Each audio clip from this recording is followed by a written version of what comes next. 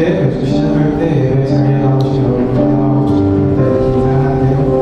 우리가 그냥 습관적으로 왔다 돌아가는 이 자리가 아니라 더욱더 예수님을 닮아가고 예수님을 배워가고 예수님의 제자로 살아가기에 결단하는 이 시작하게 되는 자리가 되었으면 좋겠습니다.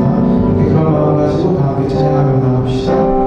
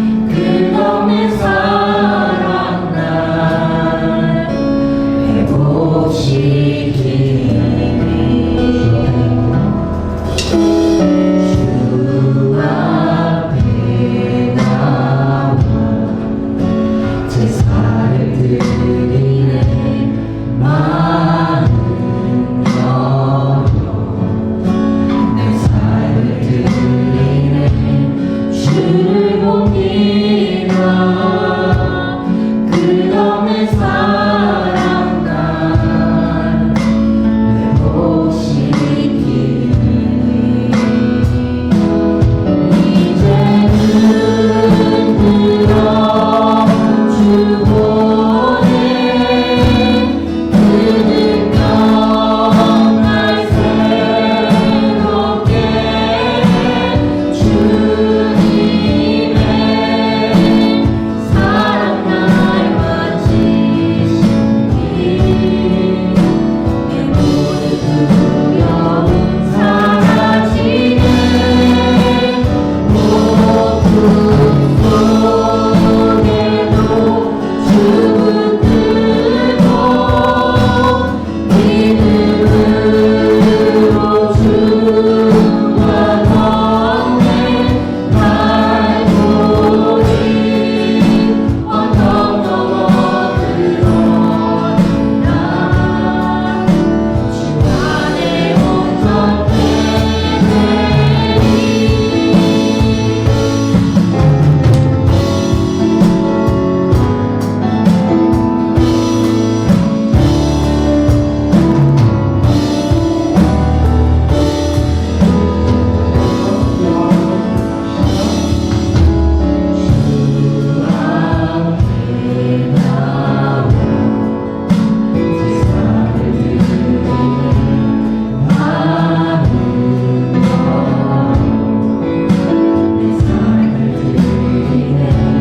주를 봅니다.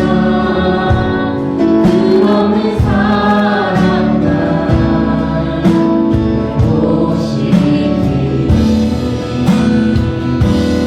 이제는 들어 주 보내 그는 날 새롭게 주님의 사랑 날 만지시니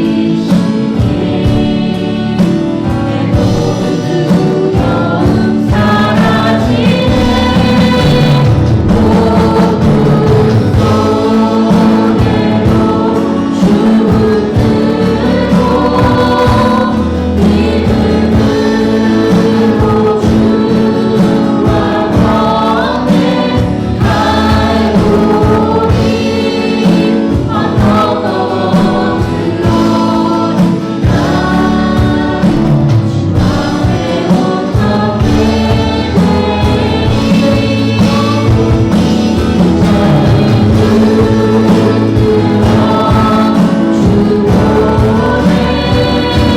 그는 날 새롭게 주님의 사랑 날 만지시니 내 모든 두려움 사라지네 목숨 속에도 주 붙들고 믿음으로 주와 걷네 갈보리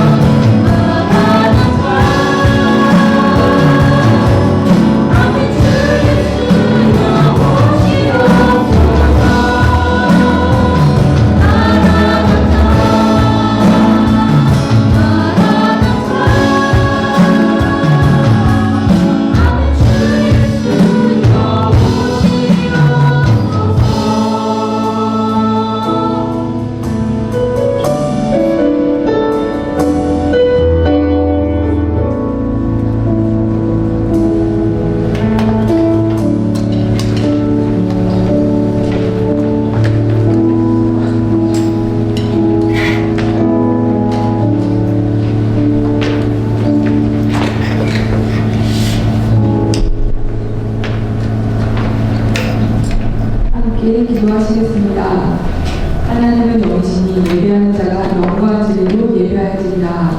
우리의 찬양과 우리의 감사와 우리의 마음을 그게 합당하신 하나님을 찬양합니다. 하나님 아버지의 권능을 찬양합니다. 예수 그리스도의 죽으심과 부활하심을 또한 찬양합니다. 진리의 성령께서 우리를 이끄시고 모든 진리 가운데를 인도하실 것을 믿고 감사하며 찬양합니다. 그리스도 예수의 보혈로 우리를 덮어주셔서 우리의 양심을 깨끗하게 하여 주시고 정결케 하여 주시옵소서. 우리를 희귀보다 더 희귀하시라고 하신 주의 약속을 의지합니다. 주의 보혈로 우리의 마음을 깨끗하게 하여 주셔서 저희 입술과 우리의 마음과 우리의 삶이 주님 앞에 거룩한 산 제사와 산 제물이 되게 인도하여 주옵소서. 이 시간 말씀을 준비하신 박동희 목사님께 성령의 기름 부음을 부어주셔서 거룩하신 주의 말씀을 기쁨과 감사함으로 담대히 대언케 하여 주시옵소서. 전하시는 분도 듣는 우리도 믿음으로 받고 듣고 순종하겠습니다. 진리의 성령님께서 각 사람에게 들어야 할 것을 들을 수 있도록 귀를 열어주시옵소서. 이 캠퍼스 가운데 우리가 기도의 등불을 들고 주님의 오실 길을 예비하기를 원합니다. 캠퍼스 가운데 다들 하나님이 없다는 이 악한 세대 가운데 저희에게 정금과 같은 믿음을 주시옵소서. 저희는 주님의 은혜가 아니면 소경과 같고 기먹은 자와 같고 앉은 자와 같습니다. 그러나 주께서 우리 인도하여 주셔서 눈을 여시면 우리가 그리스도 얼굴을 볼 것이요 귀를 여시면 우리가 성경에서 주의 말씀을 들을 것이요 주께서 우리의 다리에 힘을 주시면 우리가 복음을 전하러 각 건물마다 단대마다 다니겠습니다. 어린 양 예수 그리스도를 따라가는 신실한 군사들로 우리를 성장케 하여 주시옵소서. 2025년 우리 공동체가 오직 그리스도 예수께 소망을 두는 공동체가 되기를 소원합니다. 새 마음을 말하며 뱀을 집으며 무슨 독을 마실지라도 흔들받지 아니하며 병든 자에게 치유의 은혜가 임하는 하나님의 약속이 실제가 되는 공동체가 되게 하실 것을 믿음의 눈으로 바라봅니다. 우리의 믿음은 연약하오나 주님의 약속은 신실하시며 우리는 부족한 질그릇 흙과 같사오나 우리 질그릇 안에 있는 그리스도 예수는 보배시니 그리스도께서 시작하셔서 끝날까지 이루실 것을 믿습니다. 우리 공동체의 머리이신 예수님의 이름으로 기도드립니다.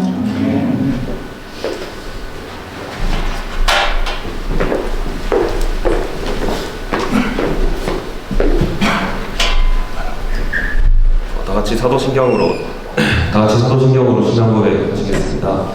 나는 전능하신 아버지 하나님 천지의 창조주를 믿습니다. 나는 그의 유일하신 아들 우리 주 예수 그리스도를 믿습니다. 그는 성령으로 잉태되어 동정녀 마리아에게서 나시고 본디오 빌라도에게 고난을 받아 십자가에 못 박혀 죽으시고 장사된 지 사흘 만에 죽은 자 가운데서 다시 살아나셨으며 하늘에 오르시어 전능하신 아버지 하나님 우편에 앉아 계시다가 거기로부터 살아있는 자와 죽은 자를 심판하러 오십니다. 나는 성령을 믿으며 거룩한 공교회와 성도의 교제와 죄를 용서받는 것과 몸의 부활과 영생을 믿습니다. 아멘. 오늘 말씀은 사도행전 15장 1절에서 11절입니다. 제가 대표로 공독하겠습니다. 어떤 사람들이 유대로부터 내려와서 형제들을 가르치되 너희가 모세의 법대로 할례를 받지 아니하면 능히 구원을 받지 못하리라 하니 바울 및 바나바와 그들 사이에 적지 아니한 다툼과 변론이 일어난지라. 형제들이 이 문제에 대하여 바울과 바나바와 및 그 중에 몇 사람을 예루살렘에 있는 사도와 장로들에게 보내기로 작정하니라. 그들이 교회의 전통을 받고 베니게와 사마리아로 다니며 이방인들이 죽게 돌아온 일을 말하여 형제들 다 크게 기쁘게 하더라. 예루살렘에 이르러 교회와 사도와 장로들에게 영접을 받고 하나님이 자기들과 함께 계셔 행하신 모든 일을 말하며 바리새파 중에 어떤 믿는 사람들이 일어나 말하되 이방인에게 할례를 행하고 모세의 율법을 지키라 명하는 것이 마땅하다 아니라 사도와 장로들이 이 일을 의논하러 모여 많은 변론이 있은 후에 베드로가 일어나 말하되 형제들아 너희도 알거니와 하나님이 이방인들로 내 입에서 복음의 말씀을 듣어 믿게 하시려고 오래전부터 너희 가운데서 나를 택하시고 또 마음을 아시는 하나님이 우리에게와 같이 그들에게도 성령을 주어 정언하시고 믿음으로 그들의 마음을 깨끗이 하사 그들이나 우리나 차별하지 아니하셨느니라. 그런데 지금 너희가 어찌하여 하나님을 시험하여 우리 조상과 우리도 능히 매지 못하던 멍에를 제자들의 목에 두렸느냐. 그러나 우리는 그들이 우리와 동일하게 주 예수의 은혜로 구원받는 줄을 믿노라 하니라.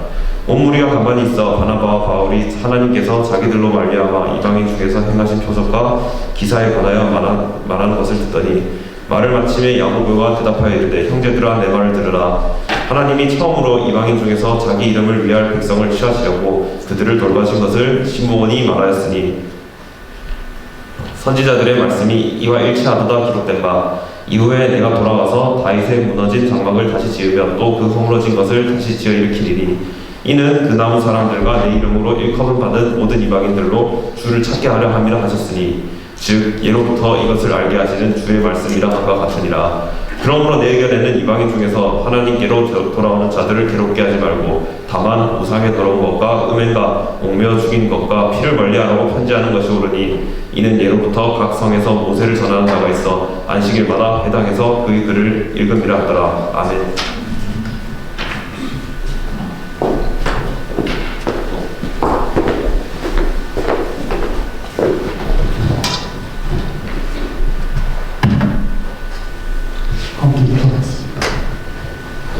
하나님 아버지, 모든 것이 주님의 은혜입니다.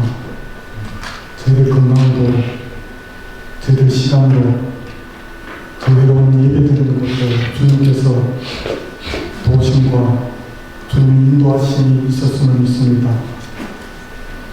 한 주간 저희를 돌보시고 은혜를 주신 주님께 영광 돌리기를 원해서 이 시간 귀한 예물 고백하여 하나님께 드립니다. 주께서 받으시고 이 예물이 선교하는 데 사용되고 우리 학생들을 돕고 학생들 양육하고 훈련하는 데 사용될 수 있게 도와주시었고 또 우리가 주 안에서 늘 행복하게 예배 드리는 가운데서 더욱더 큰 교제가 일어날 수 있도록 돕는 큰 역사 일어날 수 있게 도와주시옵소서.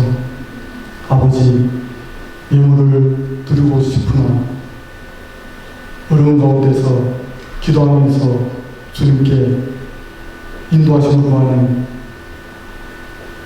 형제자매를 있을 줄 생각합니다. 늘 어려운 가운데서 지켜주시었고 건강을 주님께서 늘 지켜주시었고 아버지께서 그 기도 제목에 주님께서 풍성하게 응답하여 주시옵소서. 그리하여 하나님 나라가 또 작은 손길로 말미암아 더욱더 풍성하고 넓혀질 수 있도록 인도하여 주시옵소서. 우리 대학원 예배 주님께서 축복하여 주시옵고 인도하여 주님 드며 예수님 이름으로 기도합니다. 아멘. 한영복음이라는 제목으로 말씀을 나누고자 합니다. 수리아 안디옥 교회가 금식하면서 파송한 선교사 바나바와 바울은 제1차 선교 여행에서 돌아왔습니다. 그들이 안디옥 교회에서 선교 보고를 하죠. 선교 보고에서 이방인들이 모세 율법을 지키지 않고 할례도 받지 않고 또 유대교로 개송하지도 않고 구원받은 사실을 이야기했습니다. 그때 안디옥 교회 성도들은 정말 값없이 주시는 하나님의 은혜로운 기쁜 소식을 찬양했어요. 오늘 15장 사도행전 15장은 사도행전 전체 28장 중에서 중간 부분에 속합니다. 앞뒤로나 그 사용한 단어 양이라든지 보면 중간 정도에 속합니다. 사도행전 15장을 원래 건너뛰려고 했거든요. 근데 뛰어넘어갈 수 없는 거예요. 그리고 사도행전을 지난 12월 31일 설교한 후에 이제는 좀 다른 걸 해야지 하는 생각을 하다가 결국은 또 다시 본문으로 이 사도행전으로 돌아왔는데요. 사도행전 15장이 실제 우리 이 기독교에는 엄청 큰 영향을 미쳤습니다. 이 15장 때문에 우리가 유대교에 속하지 않고 새로운 기독교로 이렇게 지금까지 우리가 이런 장소에서 또 예배하고 또 한국교회도 이런 큰 은혜가 있는 줄 믿습니다. 율법을 지키지 않고 은혜로만 구원받는 이방인에 관한 소식이 예루살렘에 전해지자 난리가 났겠죠. 왜냐하면 율법주의적인 유대인의 무리들에게는 이것은 도저히 상상할 수도 없는 거죠. 왜냐하면 이들은 구원을 받으려면 반드시 율법을 지켜야 된다고 주장했죠. 그리고 그들이 점점 세를 이루니 안디옥에 가서 믿는 자들에게 율법을 가르치기 시작했습니다. 그래서 말만 한 것이 아니라 이들이 은혜로 구원받는 안디옥에 가서 율법을 가르치기 시작했어요. 그 말씀이 15장 1절인데요. 너희가 모세의 법대로 할례를 받지 아니하면 너희 구원을 얻지 못하리라 하니.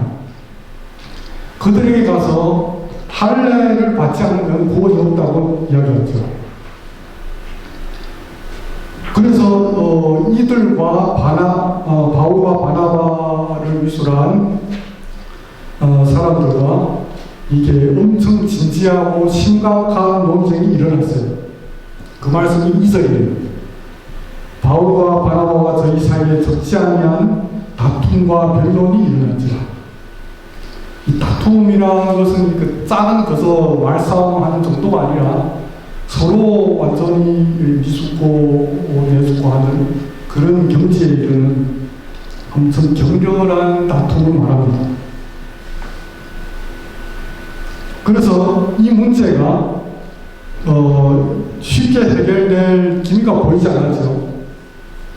안디옥 교회는 생각해보니 여기에서 해결이 나지 않기 때문에 이 문제를 가지고 예루살렘으로 올라가서 사도들과 장로들에게 최종 결정을 얻는 것이 마땅하다고 확신했어요. 그래서 바울과 바나바를 포함한 몇 사람을 예루살렘으로 보내죠. 거기 가서 바울과 바나바는 환영을 받고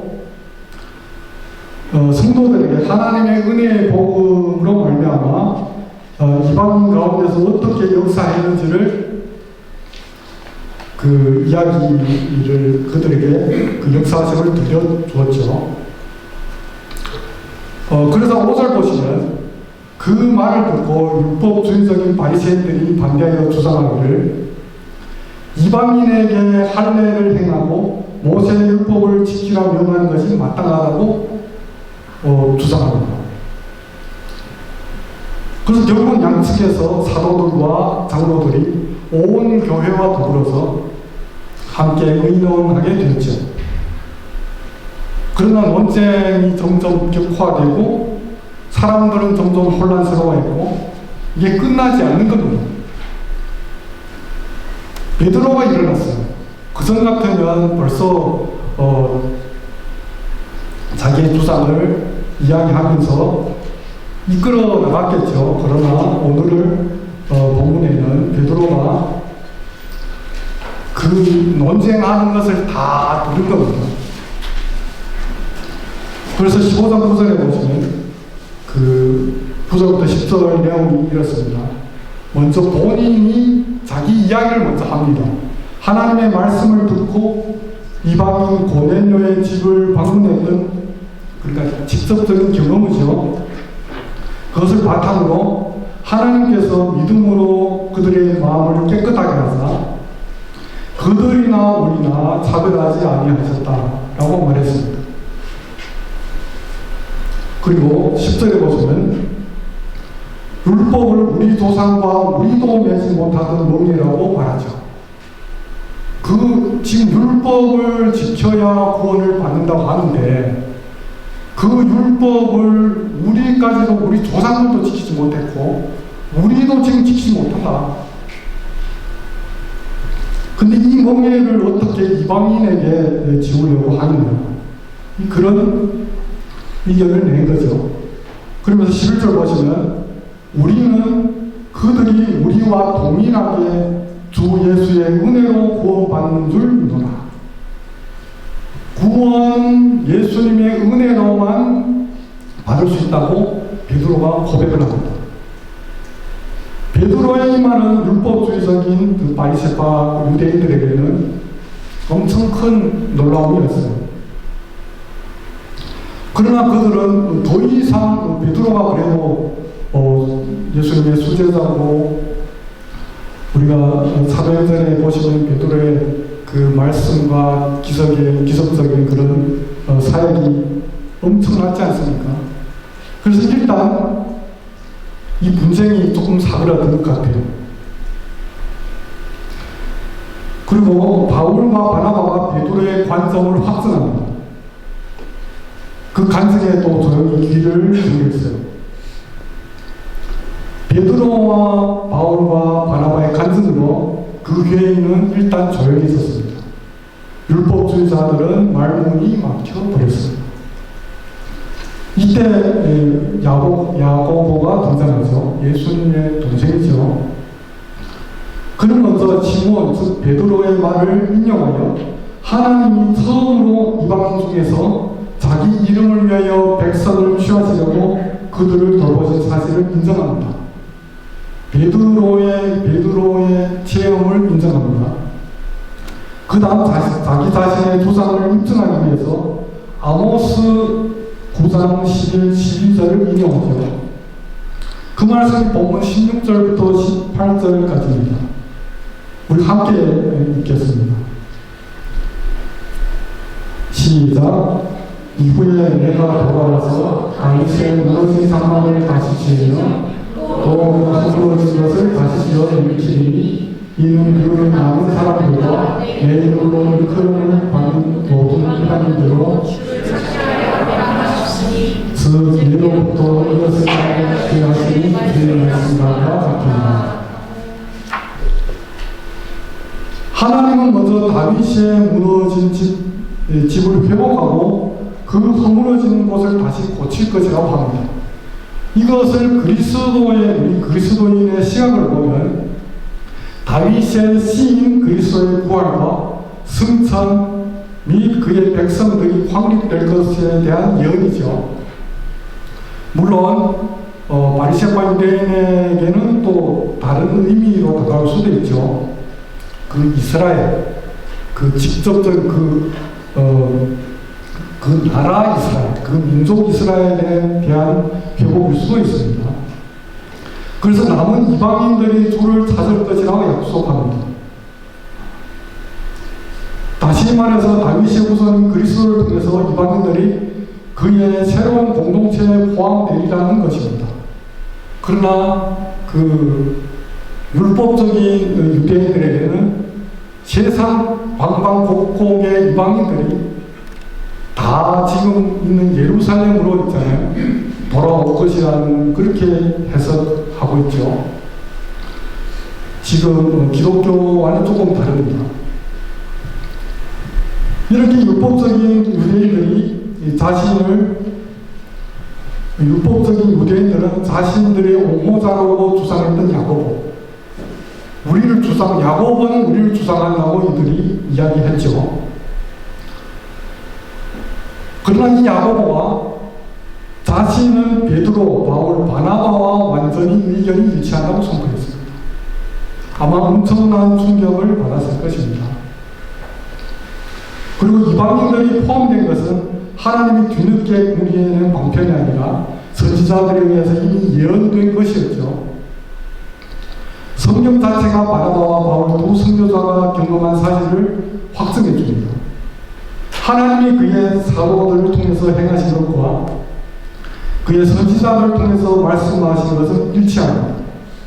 성경과 체험, 선지자들의 증거와 사도들의 증거 간의 이러한 일치가 야고보로 하여금 결정적인 판단을 내릴 수 있도록 했습니다. 그래서 그 결정이 무엇일까요? 엄청 의외로 나타납니다. 할례로 시작했는데 할례를 받아야 되냐 받지 말아야 되냐, 할례를 더욱더 확장시켜서 모세율법을 지켜야 되냐 지키지 말아야 되냐, 그 문제까지 더욱더 확장되어 나가야 되는데 할례라는 소식, 할례 받고 싶은 사람 받아야 된다 그런 말도 없습니다.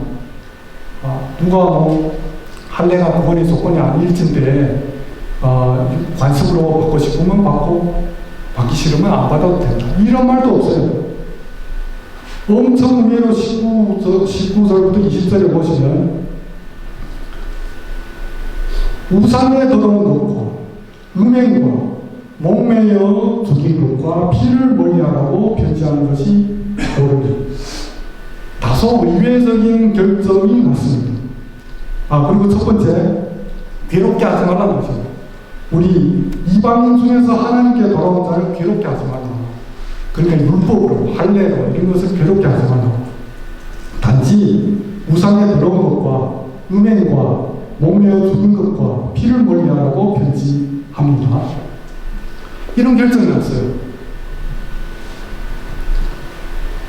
유대인들은 이방인 중에서 하나님께 돌아온 자에게 할례를 강요하고 또 세세한 유대교 율법을 지키도록 강요했는데 이것을 하지 말라는 거예요. 이거 모두 폐지.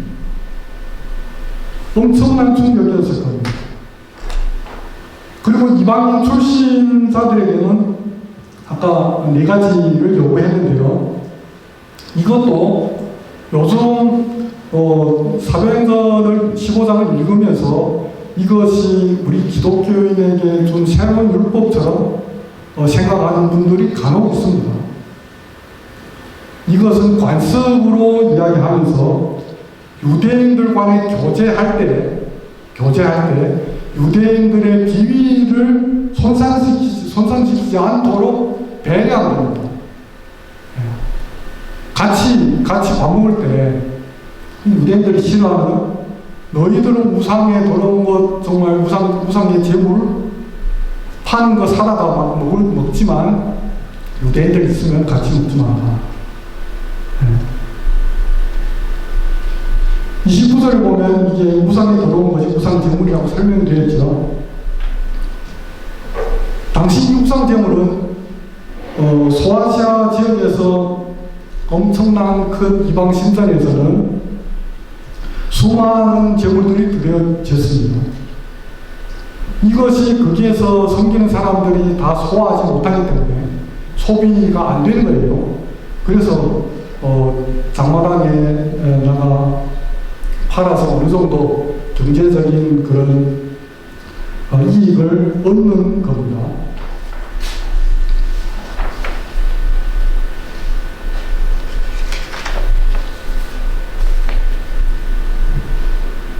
그리고 이것은 보통 흔한 일이었습니다. 왜냐하면 이방 신전이 엄청 많기 때문에. 그래서 그 당시 유대 기독교인들은 이것은 더러운 것으로 여기고 우상에게 드려진 더러운 것으로 여겼지만 이방인들의 눈에는 아니 신들이 먹는 음식인데 뭐가 떼서 오히려 일반 음식보다 더 신성한 것으로 가져가고 오히려 그걸 사 먹었다는 거예요. 그리고 이런 음식을 먹으면 또 그건 신의 축복을 받을 수 있다는 미신적인 생각도 가지고 있었기 때문에 오히려 엄청 즐기는 입장이었다고 합니다. 반면 유대인들은 아예 안 먹죠. 그들은 정결한 음식, 코셔라는 음식인데요. 이게 종교적인 음식법에 따라 돼지고기는 금하고 그 다음에 도축한 고기는 반드시 피를 빼야 식사할 수 있는 그런 식품으로 팔 수 있는 겁니다. 그것 외에는 입에 대지 않았습니다. 그러나 예수님을 영접한 당시 그 유대인들이 우상의 음식을 꺼리낌 없이 먹는 이방 신자들과 식탁 교제를 나눠야 되었지 않습니까? 그러니까 먹지 말아야 될 것을 먹는 사람, 본인은 더럽다고 생각하는 그 음식을 정말 즐겨 드시는 이방 신자님들, 옆에 있는 유대 그리스도인들이 신앙 양심상 너무 힘들고 어려운 문제였기 때문에 이 교제를 위해서 이방 신자들에게 배려를 요청한 겁니다. 그리고 다음 항목도 음행이라고 되어 있죠. 음행은 무엇일까요? 이게 신약에 24번 정도 등장하는데요. 홀레이아라는 단어인데요. 이것은 아주 폭넓은 성적인 범죄를 지칭하는 데 사용되었어요. 그러나 지금 만약에 이 단어가 일반적인 의미로 사용됐다고 보는 것은 타당하지 않습니다. 왜냐하면 신약에서는 성윤리에 대해서 아주 분명하고 엄격하게 차원이 높은 수준을 제시하죠. 예수님도 부부사이의 관계를 넘어선 성관계를 이혼의 합법적인 근거로 제시할 정도로 아주 엄격한 성도도를 갖췄죠. 그리고 심지어 다른 여인을 향하여 음란한 마음을 품는 것도 마음의 간음으로 정죄했죠. 또 사도 바울은 어떻습니까? 성적으로 부도덕한 사람을 엄히 경고하여 이런 자들은 하나님 나라를 상속받지 못한다고 못을 박았어요. 그게 갈라디아서 5장하고 에베소서 5장, 고린도전서 5장에 나오죠. 5장 6장. 그래서 본문에서 언급하는 음행이 이러한 의미로 사용된다고 보는 것은 불가능합니다. 그럼 이 음행은 어떤 것이었을까요? 유대인들이 없을 때는 이것은 가능한 것이었어요. 이방인들에게. 예수님께서 지적하는 그런 마음의 간음이나 그 어떤 부부 사이, 부부 외의 그런 관계라든지 그것이 아니었어요. 괜찮은 것이었어요. 괜찮아 보였어요. 그러나 유대인들이 있으면 이것은 안 되는 것이었습니다. 그것은 바로 고린도전서 5장 1절에 이 음행이라는 단어가 근친 간의 그 결혼을 말한다고 합니다.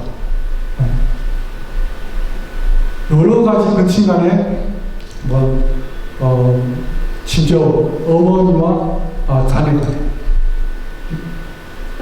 여러 가지, 그리고 조카와 삼촌까지 여러 가지 복잡다단한 그런 근친 관계가 이방인들에게는 그때 가능했답니다. 그런데 유대인들에게는 지금 음행으로 여기기 때문에 이런 상황을 멀리하라고 이야기합니다. 다음에는 목매어 죽인 것입니다. 목매어 죽인 것은 짐승을 잡을 때 목을 메어 죽이면 그리고 또 어떤 다른 방법으로 죽이든 그 피를 빼기 힘들죠. 만약에 그 짐승이 높은 데서 떨어지거나 절벽에서 떨어지거나 여러 가지 사고가 일어나거나 그러면 피를 뽑기가 힘들죠. 그래서 그런 상태를 이야기하는 것 같습니다. 간접적으로 아마 그 피를 멀리하고 피채 먹을 수 있는 그런 상태를 이야기합니다. 그리고 마지막에는 아예 피를 멀리하라고 하는데 단순히 짐승의 피를 먹지 말라는 거예요. 피채를 마시거나 그렇게 하지 말라는 거죠. 여기에서 주의할 점이 있습니다. 아까 제가 잠시 이야기했는데요. 이것이 새로운 율법이 아니라는 겁니다. 여기에 기록된 것은 이방 신자들이 피하도록 고명받은 4가지 항목을 이방 신자들의 구원에 절대적 필요한 것으로 오해해서는 안 됩니다. 만약에 피 먹으면 잘못해서 정말 피가 좀 목매에서 죽인 짐승을 잘못 먹어갖고 구원에서 끊어지거나 그런 것이 아니라는 겁니다. 이것은 이방인들의 구원을 위해서가 아니라 그들이 일상생활에서 계속 접촉하게 된 유대인 신자들만의 원만한 교제 때문에 또 친목 때문에 절대적으로 필요한 것입니다. 그리고 또 하나 질문은 그럼 예루살렘 교회의 이 결정사항이 모든 시대에 지금에 이르기까지 모든 백성에게 영구히 적용되는가? 그것도 아니에요. 이것은 이방 신자들이 유대인 신자들과 계속적인 접촉이 있는 상황에서 원만한 교제를 유지하기 위해 잠정적으로 취해진 조치입니다. 그것은 왜 그렇습니까?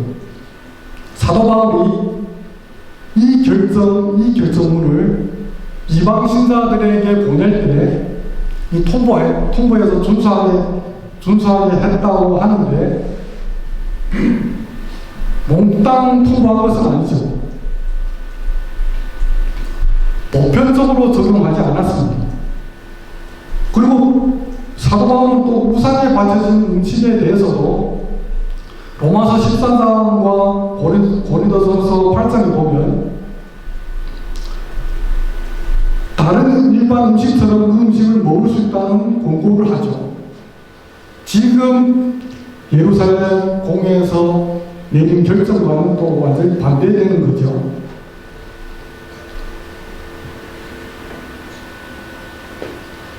그래서 음식을 자유롭게 먹는 자유 행사로 말미암아 상처 입을 수 있는 믿음이 연약한 신자들이 있기 때문에 이들을 사랑하는 마음으로 자기 자유를 제한할 수 있어야 된다고 가르치죠. 그래서 사도들과 오늘 이 네 가지는 오해하지 마시기 바랍니다. 오해하지 마시기 바랍니다. 사도 바울조차도 모든 교회에 적용을 시키지 않았어요. 오늘날에도 정말 이게 다스러운 이 문제에 관련해서 자유로운 입장을 가진 신자들도 있고 엄격한 입장을 가진 신자들도 있어요. 구체적으로 우리가 여기에 다 아시겠지만 피가 들어있는 음식 중에서 뭐가 있습니까? 우리 한국인들이 잘 먹는 안 먹는 분들도 안 드신 분들도 있겠지만 선지국, 그렇죠? 선지해산국, 순대국. 선지국 먹는 것 때문에 저와 지금은 중국 가는데 저와 그 친구와 하마터면 화를 낼 뻔도 했어요.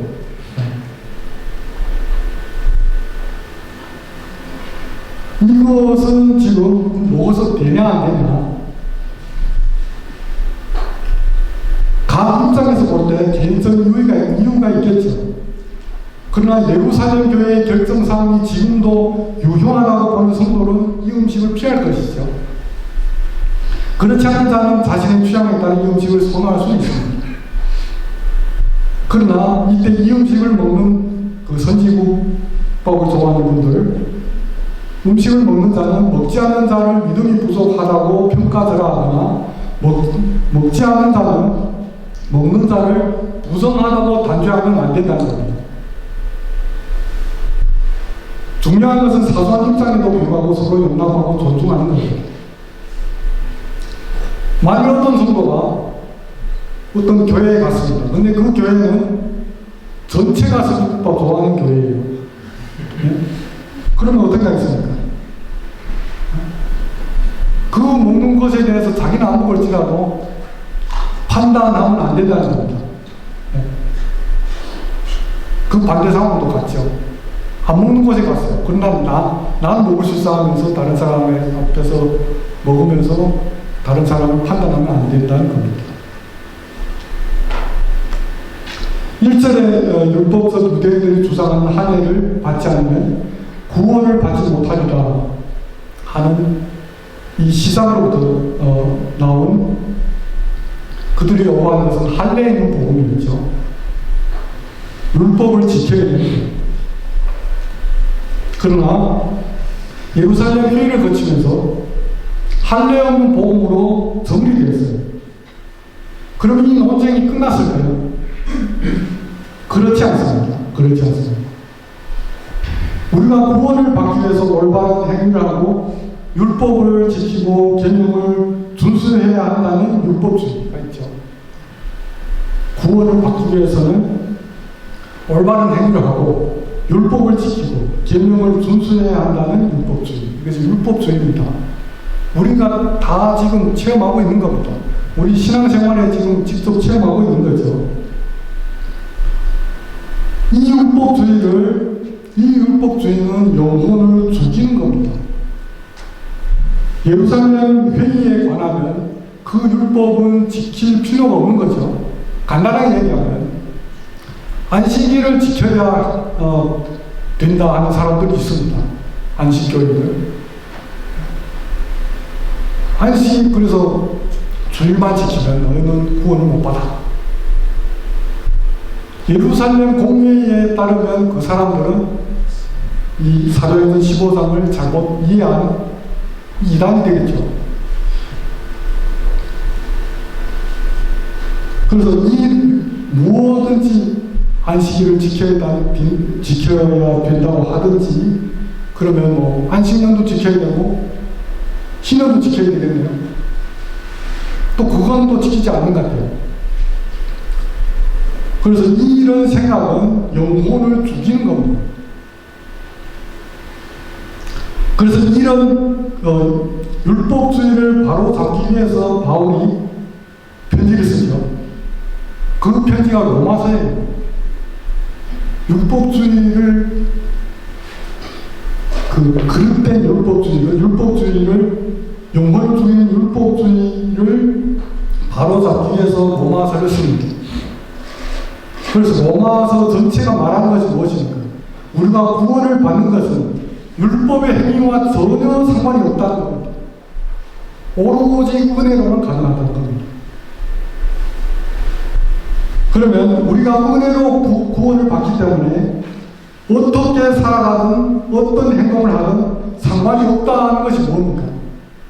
아무렇게나 살아도 돼요. 행위 그 쓸데없어. 하고 싶은 대로. 그거는 반율법주의입니다.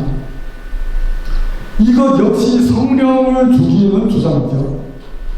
이 반율법주의를 반박하기 위해 신약 성경 중에 성령께서는 또 한 권을 쓰게 하죠. 그것이 바로 야고보서입니다. 그래서 로마서와 야고보서를 보면 막 헷갈리죠. 반대되는 말을 하는 거죠. 야고보서는 우리들이 그리스도의 공로로 인해 율법에서 구원함을 받았으나 율법 없이 그저 내버려지거나 율법 없는 자가 된 것이 아니라 즉 새로운 생명이고 아래 있게 된다는 사실을 설명해 주고 있습니다. 그러니까 율법 없이 내버려지거나 율법 없는 자가 되는 것이 아니라 새로운 생명의 법 아래 있게 된다는 것을 이야기하고 있습니다. 이것을 자유의 법이라고 합니다. 자유의 법. 은혜로 구원받는 것을 감사하는 사랑의 법입니다.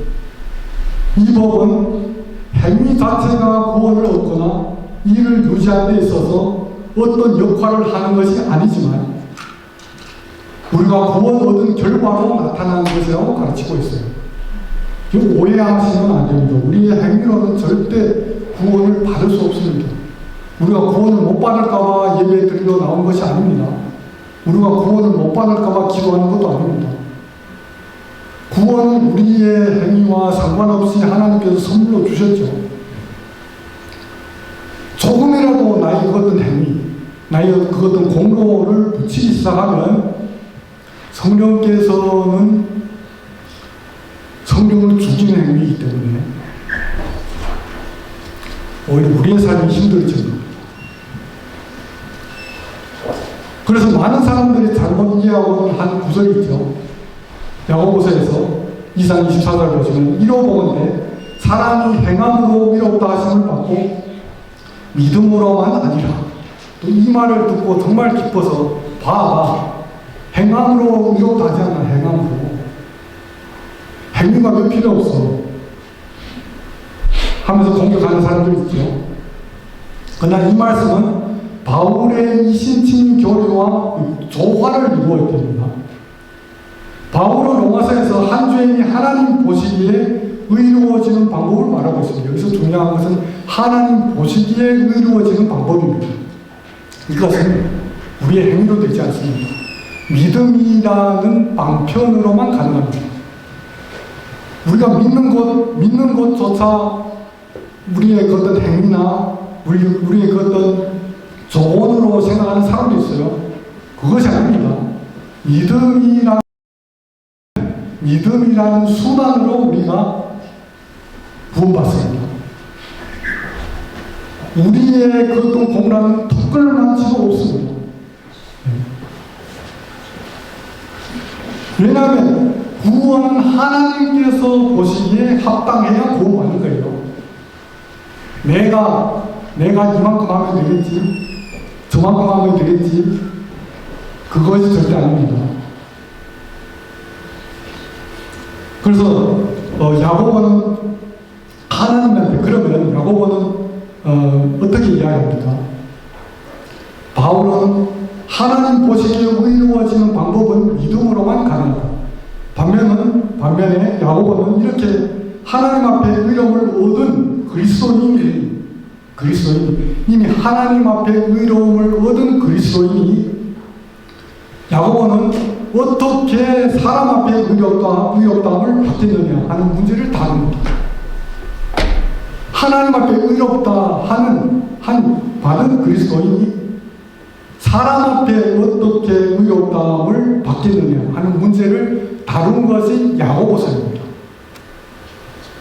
우리가 예수 믿는다고 하지만, 우리가 예수 믿는다고 하면서 예수 안 믿는 사람에게 나는 의로워 하면 그 사람들 믿습니까? 절대 안 믿죠. 그럼 그 사람들을 믿는, 불신자들을 믿는 것은 무엇입니까? 하나님께서 의롭게 한 우리가 우리의 행위로 말미암아 사람 앞에서 의롭다함을 얻게 되는 겁니다. 그것을 이야기하고 있어요. 그래서 그 믿음은 뿌리고 행위는 열매라고 이야기합니다. 그리고 마지막에 또 여기 또 하나 이제 있는데요. 이것이 제일 교묘한 것 같아요. 오늘 그 15장, 사도행전 15장과 연관된 성경이 갈라디아서라고 있습니다. 네, 갈라디아서. 오늘 사도행전 15장에서 벌어지는 이 격렬한 논쟁을 생각하면서 갈라디아서를 읽으면 정말 갈라디아서가 살아서 움직이는 것을 볼 수 있어요. 갈라디아서에서 말하는 율법의 역할에 대해서 신학적으로 갈라디아주의라고 합니다. 갈라디아주의가 주장하는 것은 이렇습니다. 우리가 우리의 행위가 아니라 우리가 은혜로 우리가 믿음으로 구원받는 것이 맞아. 하지만 구원받은 다음에는 율법에 절대 순종해서 이를 지키지 않으면 안 된다는 거예요. 어디서 많이 들어보셨죠? 자기 자신에게 많이 강요하고 있을 수도 있어요. 이건. 우리가 믿음으로 구원받는 것은 맞아. 구원받은 것은 맞는 것 같은데, 구원이 이미 시작되고 새 생명이 이미 마음에 싹 트고 예수님께서 우리 마음에 와 계시는데, 그렇죠? 그런데 뭔가는 계속 부정한 거예요. 뭔가는 내가 해야 될 것 같아요.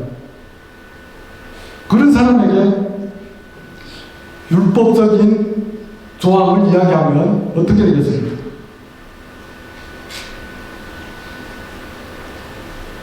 이것도 성경에서 이것을 배격하기 위해서 쓴 성경이 갈라디아서입니다. 갈라디아서는 구원은 은혜로 말미암아 믿음으로 받는 것이지만 행위로 그 구원이 결정된다는 이 주장을 반대하죠. 오늘날 우리 많은 그리스도인들이 이 속임수에 제일 잘 넘어가는 것 같습니다.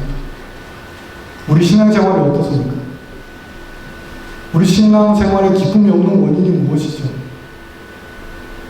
우리의 받은 그 구원, 우리의 하나님 은혜로 시작된 그 구원이 정말 하늘보다 크고 우리의 모든 인생보다 우리의 모든 재산과 우리의 생명을 바칠지라도 얻을 수 없는 것임에도 불구하고 왜 기쁨이 없습니까? 그 원인이 사람이 교묘하게 와서 그것까지는 안 돼. 이거 구원은 시작됐어. 새 생명이 있는 건 알아. 그러나 성경 말씀 열심히 읽지 않으면 안 돼. 기도 열심히 하지 않으면 안 돼. 율법적으로 기도하거나 율법적으로 말씀 읽는 것을 강요하죠. 말씀 읽기가 그러면 쉽습니까? 20분이라는 것이 별에 사시는 분 아시겠지만 마지막 남은 12시 전에 있는 그 20분이 그것을 남기기가 막 엄청난 일을 해야 될 때는 그건 내기가 쉽지 않아요. 그건 내기가 쉽지 않아요. 그러면 우리가 구원을 받았는데 왜 이리 힘들까? 왜 이리 힘들까? 율법적으로 읽으면 그것이 다 짐이 돼서 읽으면 읽을수록 힘들어지는 거예요.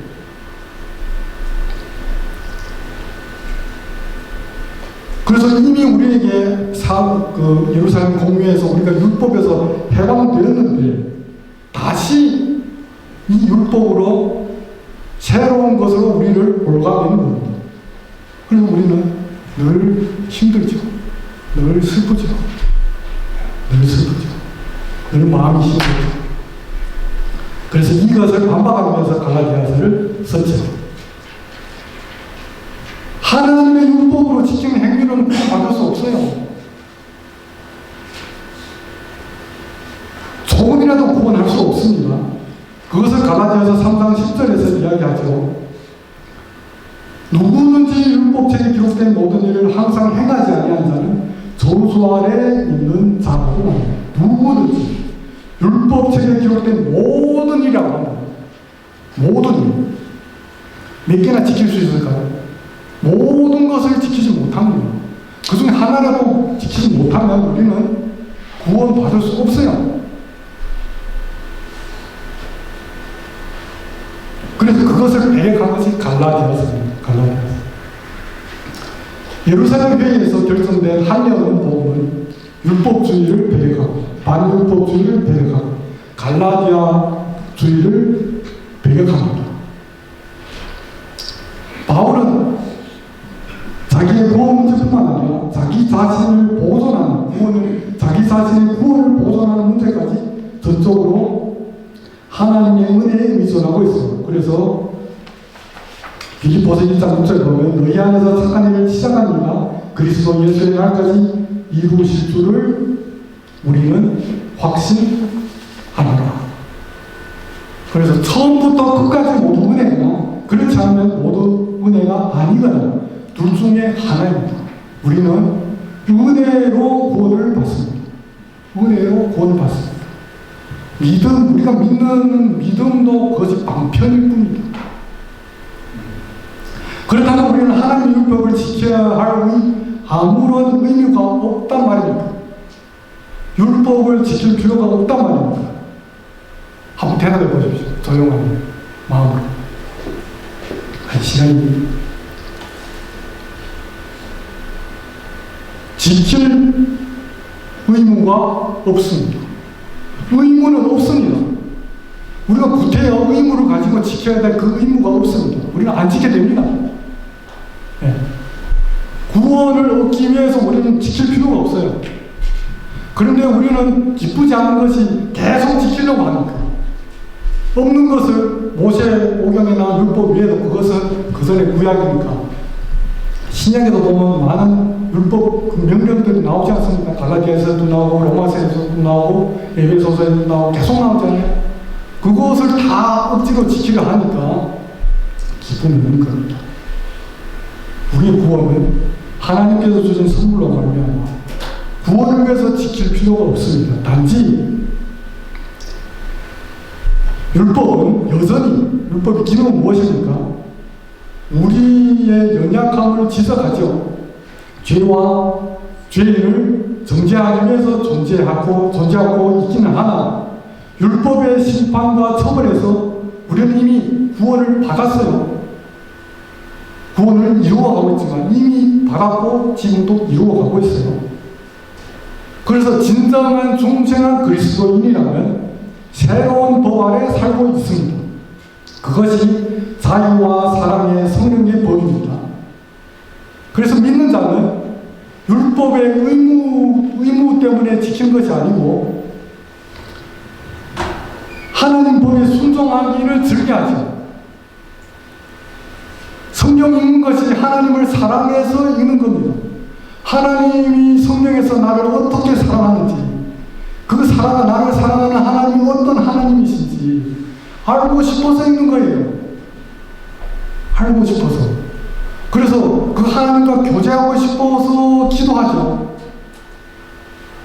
그 하나님과 사랑하고 싶어서 기도합니다. 율법적으로 한 것이 절대 아닙니다. 그래서 하나님을 기쁘게 해드리기 위해서 의무는 아니지만 내가 자원하는 마음으로 율법의 저주에서 성령에 주신 하나님께 감사드리기 위해서 하는 겁니다. 이것은 로마서 8장 1절과 2절에서 이렇게 이야기하죠. 그러므로 이제 그리스도 안에 있는 자에게는 결코 정죄함이 없나니 이는 그리스도 예수 안에는 생명의 성령의 법이 죄와 사망의 법에서 너를 해방하였습니다. 예수님께서 정죄하지 않겠답니다. 그러나 우리는 계속적으로 그 정죄함 때문에 우리는 그 의무를 지키려고 하니까, 의무 때문에 지키려고 하니까 우리가 힘들어집니다. 로마서 13장 9절 10절에 보면 가늠하지 말라, 살인하지 말라, 도둑질하지 말라, 탐내지 말라 한 것과 그 외에 다른 계명이 있을지라도 내 이웃을 내 자신과 같이 사랑하라 하신 그 말씀 가운데 다 들어있습니다. 사랑은 이웃에게 악을 행하지 아니하나니 그러므로 사랑은 율법의 완성이라고 합니다. 하나님을 사랑하니까 그에게 순종하려고 하는 겁니다. 우리가 하나님을 사랑하기 때문에 아까 교제하고 이야기하고 싶어서 기도하죠. 이웃을 사랑하니까 이웃에게 해롭게 하고 싶지 않아요. 내가 그리스도인으로서 여러 가지 명령이 있으니까 어떤 형제 자매에 대해서 노하거나 분을 내지 않는 것이 아니라 하나님을 사랑하니까, 이웃을 사랑하니까, 형제 자매를 사랑하니까 그에게 이로운 일을 하고 싶은 거예요. 그에게 해를 끼치고 싶지 않은 거예요. 어떻게 하면 좋겠는지 그래서 말씀에서 또 살펴보는 겁니다. 그래서 사랑이 커가면 커갈수록 율법은 작아지죠. 예수 그리스도의 복음은 할례없는 복음입니다. 이미 예루살렘 공회에서 선포되었어요. 우리는 율법의 의무가 없습니다. 율법이 더 이상 우리를 정죄하지 못합니다. 우리는 그리스도 예수에 대한 믿음을 방편으로 주의 사랑 안에 거합니다. 죄와 죽음의 문제가 해결되어서 생명의 부활이 확정되었어요. 이 영원한 생명 가운데서, 무한대로 이어진 이 생명 가운데서 우리의 지금 겪고 있는 이 삶은 어쩌면 찰나에도 미치지 못하지요. 그러나 우리 주님은 이 삶을 귀하고 특별하게 여기시죠. 우리가 만약에 주의 은혜에 거하면 고난일지라도 복됩니다. 고난일지라도 복됩니다. 우리가 은혜에 멀어지면 복일지라도 허무함으로 다가옵니다.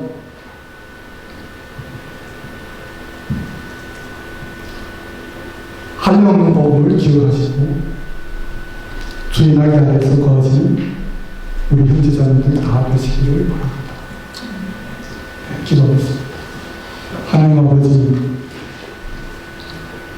우리가 믿음으로 구원을 받고 성령께서 우리와 함께하고 이 율법의 정죄함에서 자유롭게 된 복음을 받았는데 우리를 유혹하는 율법주의, 우리를 유혹하는 반율법주의, 우리를 유혹하는 갈라디아주의가 부단히 우리에게 미끼를 던지고 속임수로 우리를 삼치고 갑니다. 주여, 우리가 말씀에 튼튼히 서서 사단의 이런 공격을 방어할 수 있도록 도와주시옵소서. 예루살렘 공회가 공포한 한영을 보고 이 위대한 복음은 우리가 받았습니다. 주님의 사랑이 너무나 큰 줄 믿습니다.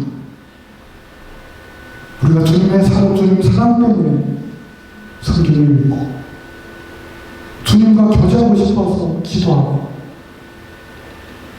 우리의 삶이 고달플지라도 주님께서는 이 삶을 기쁘게 여기시고 특별하게 여기시고 우리에게 합당한 것이라는 믿음 때문에 우리가 기뻐할 수 있도록 도와주시옵소서. 이 땅에서 우연한 것은 없습니다. 모두 주님의 섭리 가운데서 있는 줄 믿습니다. 우리가 주의 뜻을 더욱더 밝히할 수 있도록 말씀을 더욱더 가까이 하게 도와주시옵소서. 감사합니다. 예수님 이름으로 기도합니다. 아멘.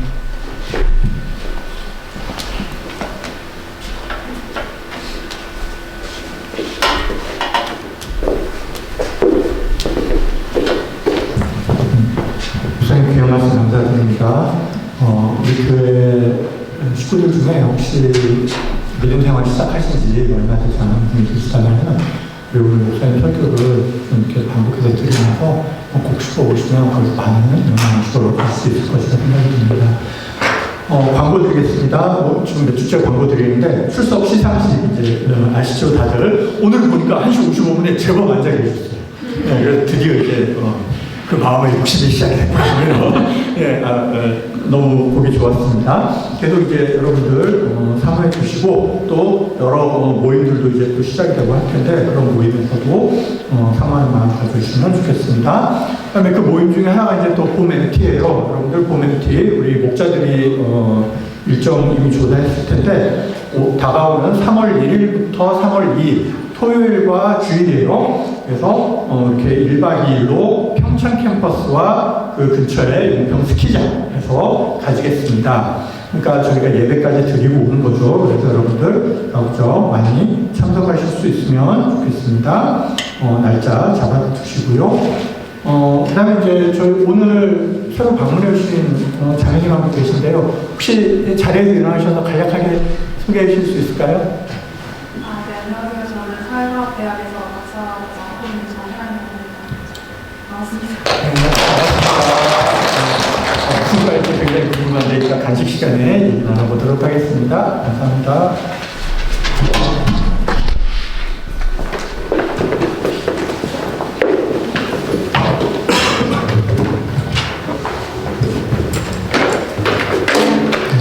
잘 들어가셔서 건강 찬양 드리시겠습니다.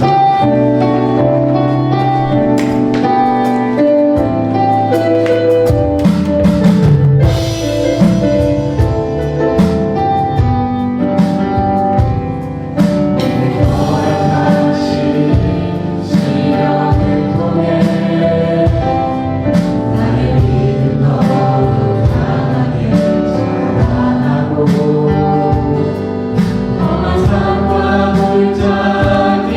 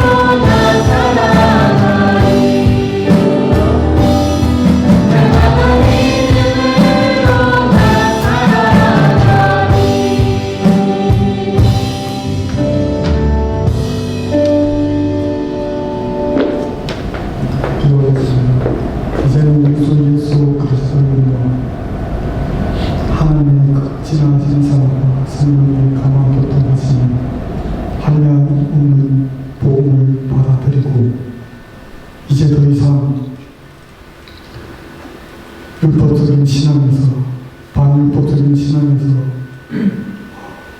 갈라디아주의적인 신앙에서 벗어나 주님께서 주시는 자유롭고 생명의 법, 생명의 성령의 법 안에서 마음껏 주님을 찬양하고 기뻐하고 또 주님의 사랑을 사모하고 그 신앙을 마음껏 누리고자 원하고 다짐하는 이 자리에 모일 수 있는